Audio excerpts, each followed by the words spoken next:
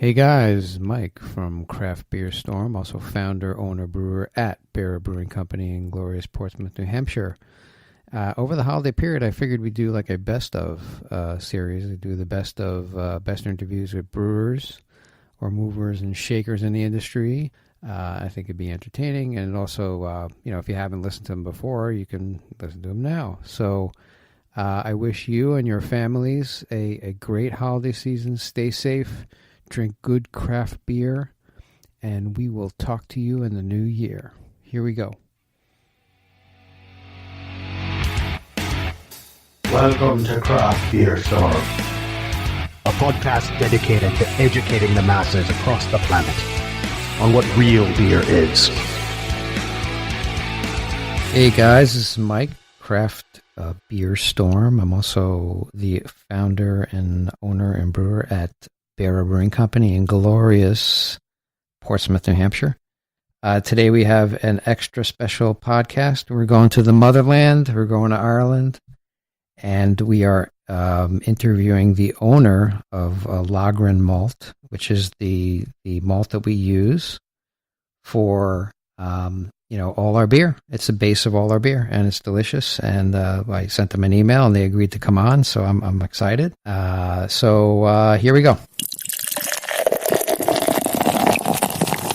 Hey, it's Mike here with James Loughran and Caoimhe Nugent of Loughran Malt. How are you guys doing? Hi, Mike. How you doing? Very good.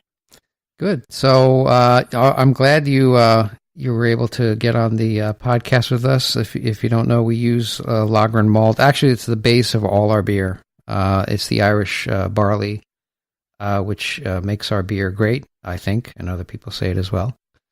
But, I'm glad that, I sent them an email. I said, hey, you want to come on the podcast? And they said, yeah, sure. I'm like, oh, that's awesome. So I appreciate you being here today. No, it's our pleasure. So listen, maybe you can get started with your story, how you got started. I know it's a family business, where you get the barley from in Ireland, and I'll let you go with that. Yeah, well, I'm a sixth generation barley grower, and we're based on a family farm about an hour north of Dublin on the east coast of Ireland. And just as farming has evolved over the last number of decades, or certainly in the last 10 or 15 years since I've been involved in it, it's become very difficult to grow barley profitably when you're selling it to into the mainstream markets or for animal feed or other sectors. So we were trying to find a way of adding value to what we do and trying to find a way of making our farm more sustainable, because the idea is to try and build a property which is passed on to the next generation in better condition. I got it. To do that, we need to behave both economically and environmentally sustainably. Poor profits and low returns for many years meant that not only was it not economically sustainable, but environmentally we weren't able to reinvest in our soils. We weren't able to take care of the nature around us. So we set about trying to find out an alternative way of adding value to our grain, make the farm itself more sustainable.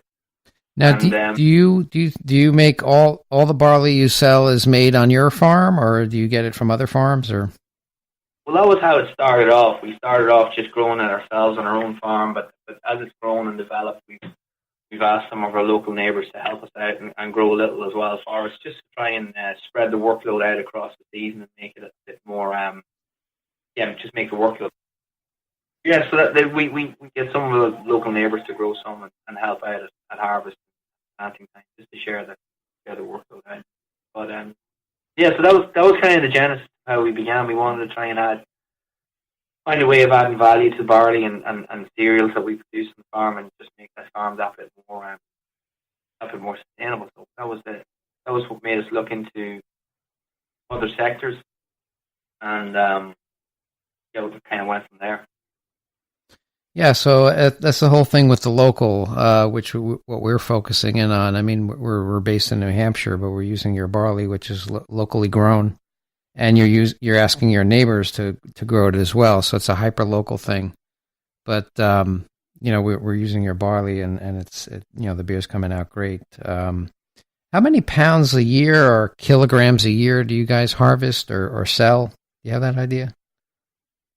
Yeah, malt, we do about, we normally take in about 3,000 tons, which would be about 3,000 kilos or about 6.5 million pounds. Wow. In harvest. That. Wow. That's a lot of that's about a lot of barley. And do you? Yeah. Can be. Yeah. I mean, we don't use. I mean, we have a small brewery, but so we'll get 300 pounds at a time per batch. We use it in all our beer. We use your pale malt. Maybe now, do you roast there as well? No, we do not. Oh, do you outsource that? How does that work?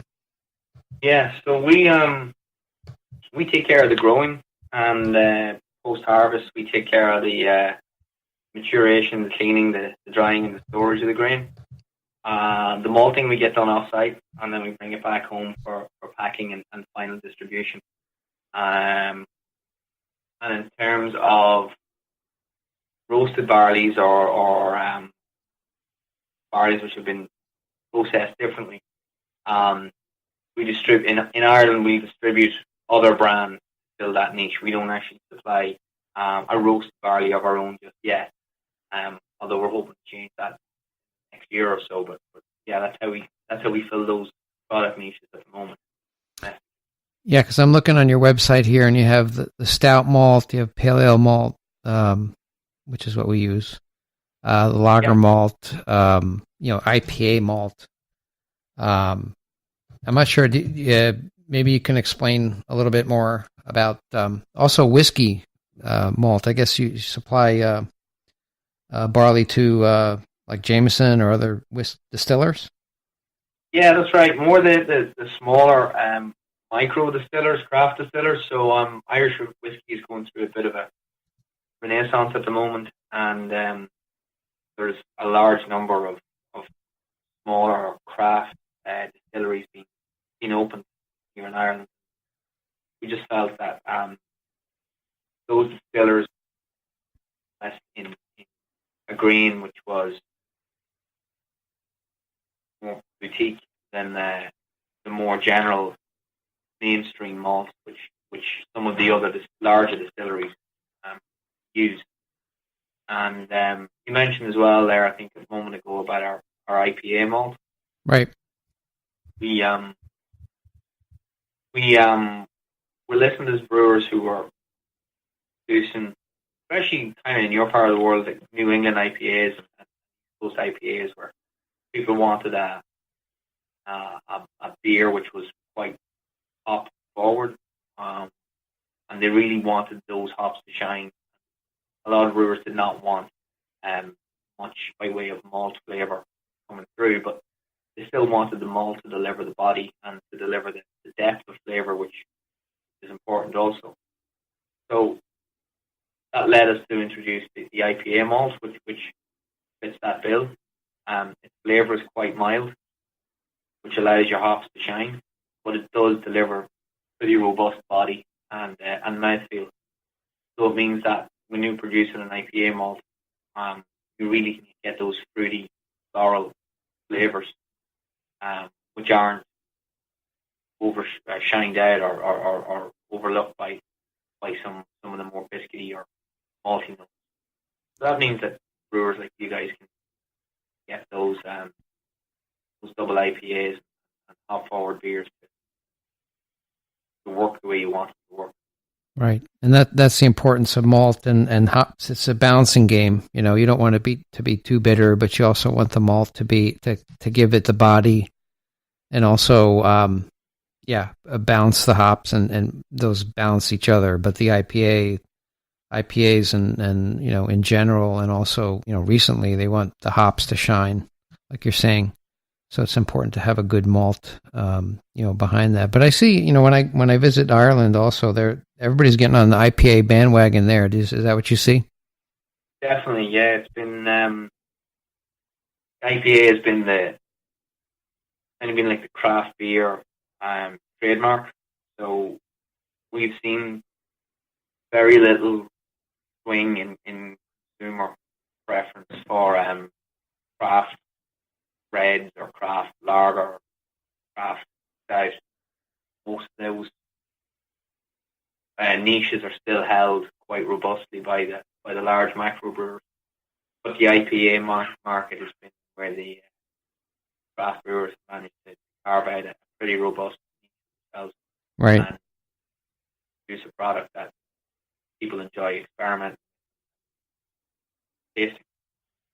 Yeah, because there's so many different types of hops, and I see it when I go there. And I thought, we did a collaboration actually with a brew pub in Cork City, and we called it Survivor. I called it an Irish Pale Ale. We called it a Mid-Atlantic, Mid-Atlantic Irish Pale Ale. And I thought it was being clever. And then I went to Ireland, and there's like so many Irish Pale Ales there. Like everybody calls it an Irish Pale Ale. I'm like, I guess I'm not the only one. So yeah. there's a lot of them there. There sure is, and there's some really good ones as well. Oh yeah. I guess they probably did that with Rising Suns, was it? Yes, I did. Yeah. Yeah. I've lost touch with them. I got to reconnect with them. Maybe do an anniversary or something like that. But I tell you that everybody loves that beer, the Survivor we made, and sometimes we take it a step further and we infused buffalo wing sauce into it, just as an experiment, and people love that stuff. They love the heat. I don't know. Maybe it's an American thing. I don't know if they do that there, but I like to experiment with stuff. Not the heat flavors are not really as popular here as they are with you guys. Yeah. So, but there's not, and I'm trying to educate people. There's not just IPAs and lagers. There are stouts and darker beers, which we like, and we make our stout. I like Murphy Stout. They're based in Cork, but I like Murphy Stout, and I try to use them as a model for our beer, and we make a stout. And actually, our stout is the number one seller in our tap room. And really? we started canning it now too. Everybody's into cans here. I don't know how it is there, but 16-ounce cans are the way to go if you want to sell product. We used to sell the 22-ounce bombers, which are awesome, but the stores don't want them anymore. They want these 16-ounce 4-packs. Everybody's like, looking at the IPA. I'm like, well, let's try the stout. It's a very good stout. So we put it into cans, and during the colder months, it sells very well in stores. But in the summer, when it gets a little bit warmer, people gravitate towards the IPAs or wheat beers and lager. But I think stouts are great year round. And then I have people come in and they, in the tap room, they buy the stout. They'll ask for a stout. I'm like, that's great. You put that on nitro, or is it just straight back? No, I got to get organized. I don't have nitro yet, but I know some bars and restaurants have put it on nitro. It's delicious.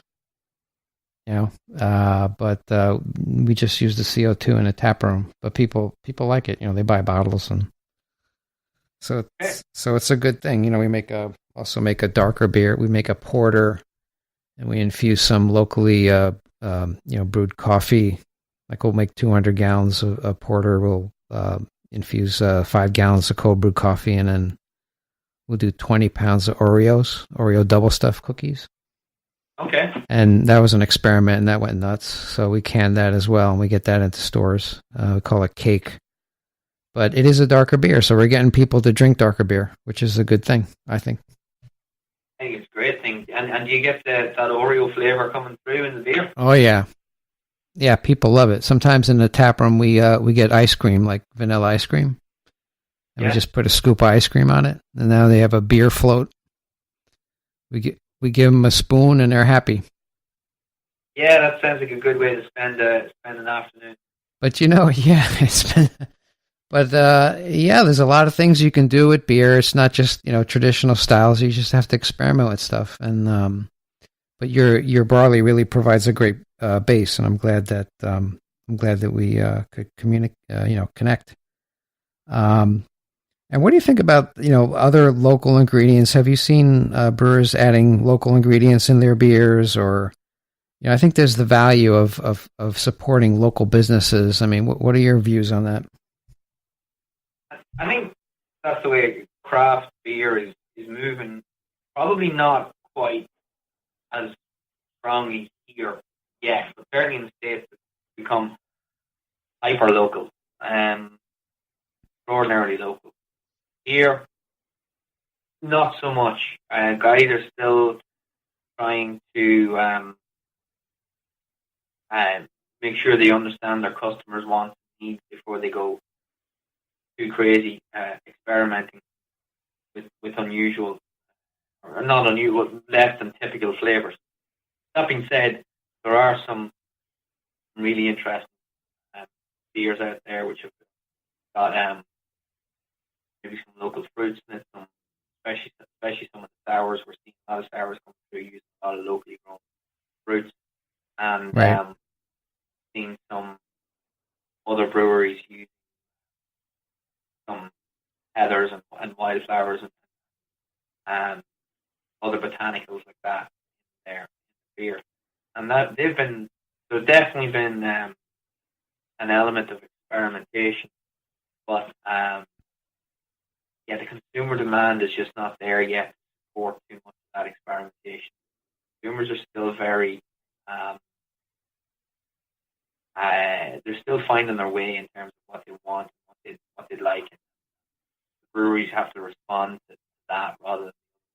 Right. You have to know what your customer wants, but it's been ingrained, I guess, the traditional styles for such a long time that the craft beer industry, it's just, like you said, it's not as far along as it is, I guess, in the U.S., but I do see it every time I go there. I see more and more craft beer and more and more breweries popping up, and I like to go visit them and see what they're doing.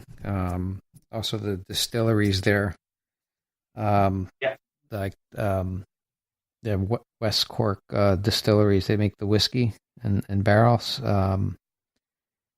And I saw that in the store here. I saw it in New Hampshire. So I'm like, all right, well, we have the Cork thing going on. And then I go into the store and I'm like, West Cork, like whiskey. I'm like, what? Where is this thing? So I went online and I contacted the owner. And when I went there, it was like last year, I stopped by and he gave me a tour, and I'm trying to get one of his barrels from him. I keep emailing him. If you know him, tell him to send me one of those oak barrels. Yeah, we actually did a kind of a collaboration with Castle Island Brewery in Massachusetts last year. I'm not sure if you're familiar with those guys. Oh, Castle, yeah. Mm-hmm. Yeah, so they got some old casks from West Cork. And then they did up a beer. I think it was a stout, actually, using our base malt, and aged it in the cask. I think it worked out pretty well. They were quite happy with it. Yeah, it was great part of that. Yeah, he mentioned somebody in Massachusetts. I don't know who it was, but I'd like to get some of those. If you do send them again, just carve one out for me, and I'll see what I can do. I mean, we don't right now. We have like a Jim Beam barrel that we got, and we're aging our strong ale in it, and we're gonna carbonate it this week, and we'll get it out there. But those barrels are delicious. The beer takes on all the oak and the bourbon flavor, and it's really good. So I'd love to get my hands on one. You get some really interesting flavors coming through there. Oh yeah. And what do you see the local craft brewers and you see the larger breweries? What are some of the challenges you see of craft beer today? I mean, in Ireland.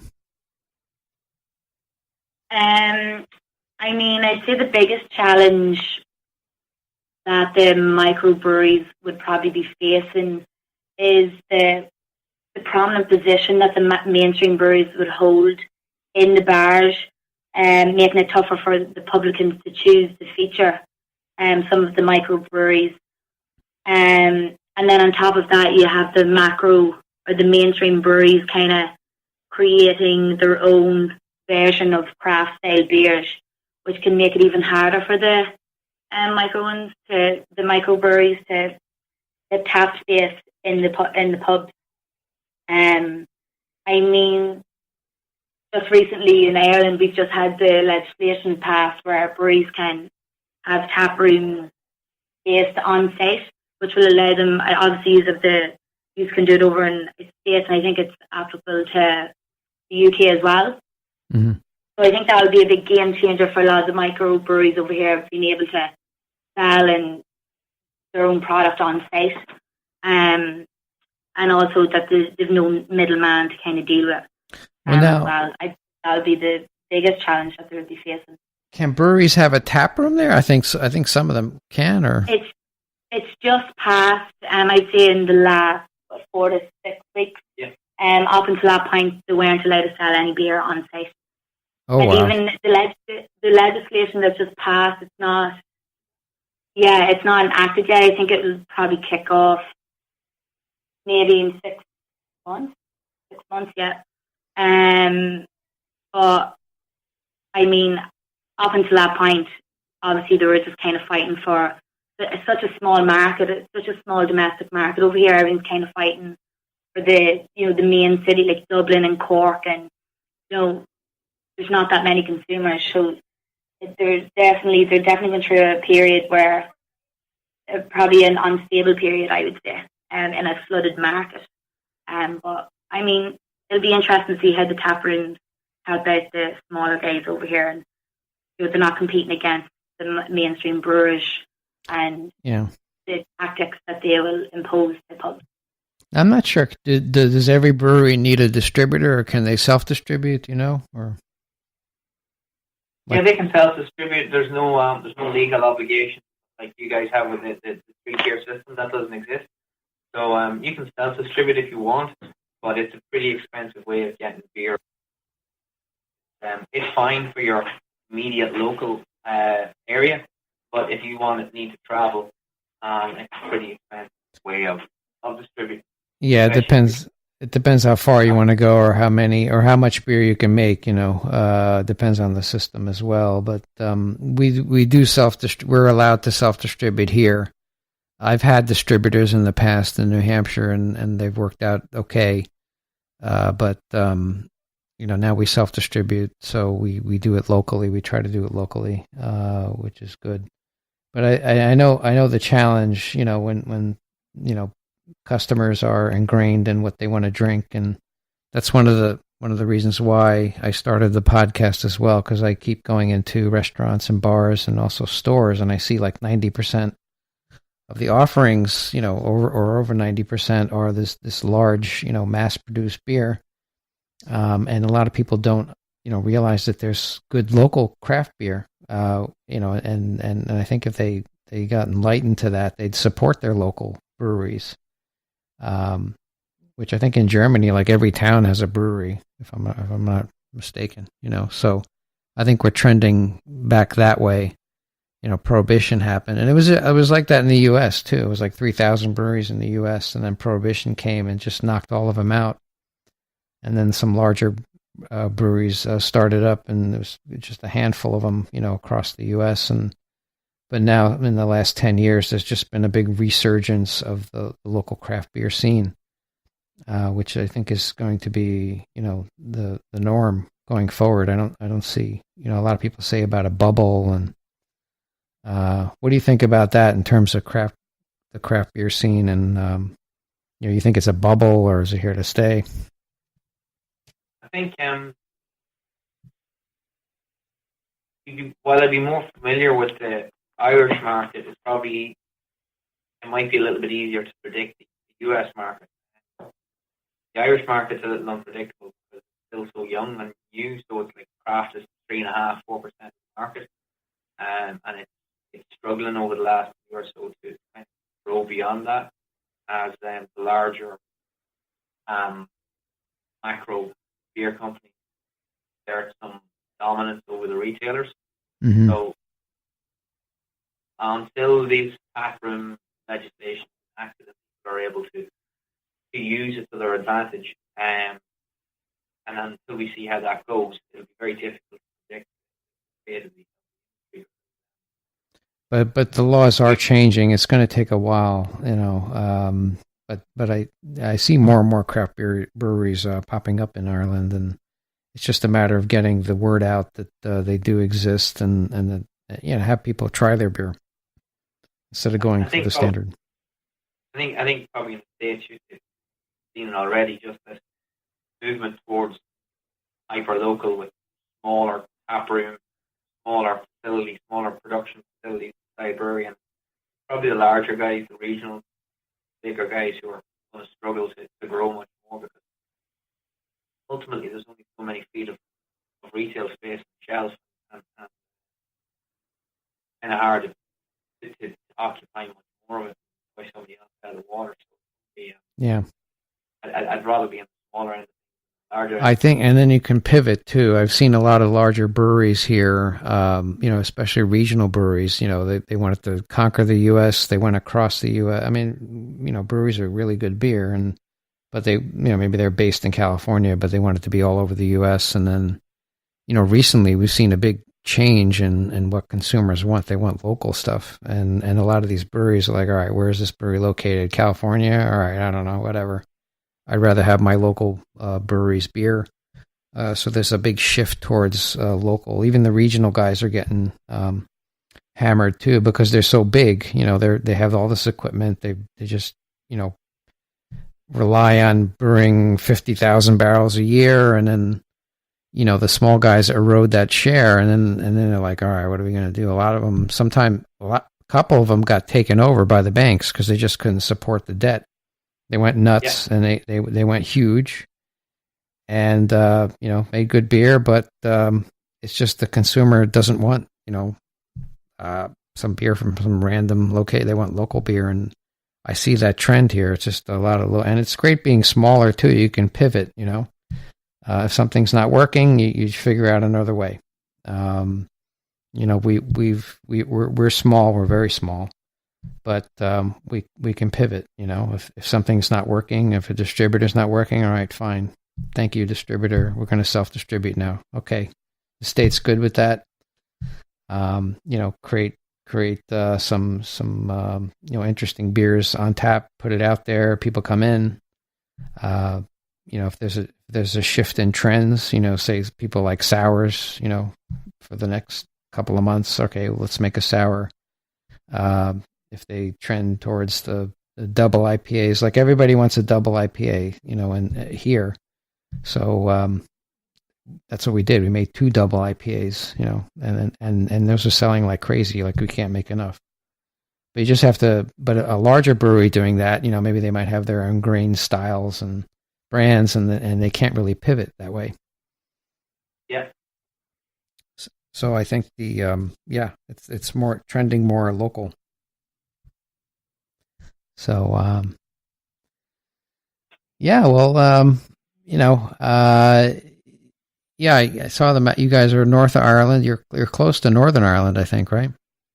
Yeah, we're very close to the border between Northern Ireland and the Republic of Ireland. We're just about 6 miles south of the border. So it's it's an interesting place to be. There's a lot of history and mythology associated with the region.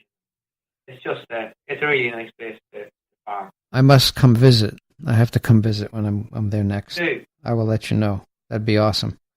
When do you hope to be over this side again? I don't know. I'll let you know. Probably not this year. Probably next year. But you never know. I might call you up and say, "Hey, I'm coming," because they got cheap flights now. They're actually we're in New Hampshire and Rhode Island. They have these really cheap flights. Norwegian Air is like this random. Yeah. They got like 99 each way, so you never know. I might come there for a long weekend, and I'll let you know. We'll fly into Dublin, and we'll come up. I'll bring you some of my beer. Yeah, that'd be terrific. Yeah, that's awesome. Yeah. So, yeah. Well, I appreciate you being on. How can people contact you guys if they want to, you know, learn more about your grain and What's the best way? Yeah, we've obviously got Facebook page, Twitter, Instagram, anything like that is fine. Or you can just shoot us an email to sales@malt.ie, and we'll pick it up from there and follow up on anything. Yeah, that's great that you got that. That website malt.ie. That's awesome. Yeah, pretty lucky to get such a good name. Why not? Yeah. So, all right. Well, I appreciate you taking the time to talk to us today. I appreciate your barley. It's delicious. Everybody is really raving about the beer. It's attributable to that base that we have, and keep on doing what you're doing. It's you're producing an excellent product, and I hope we can meet in person soon. No, thank you so much for using the barley and using the grain. It's always a pleasure to talk to customers and to let you guys know a little bit more about what we do here. And we're just thrilled when people take something that we produce and then make it even better and add their own personal touch to it. It's fantastic. So, yeah, thank you for the support of the business. Hopefully we get to meet each other soon and have a beer. Absolutely. Okay. Well, thank you very much again. Take care. Welcome. Take care. Bye-bye. Bye. Hey, that was James Loughran and Caoimhe Nugent of Loughran Malt, and they're making some really good barley. They're growing really good barley out there. Really great soil, and the nature of the location that they're at. It just produces excellent barley, and it's showing in our beer.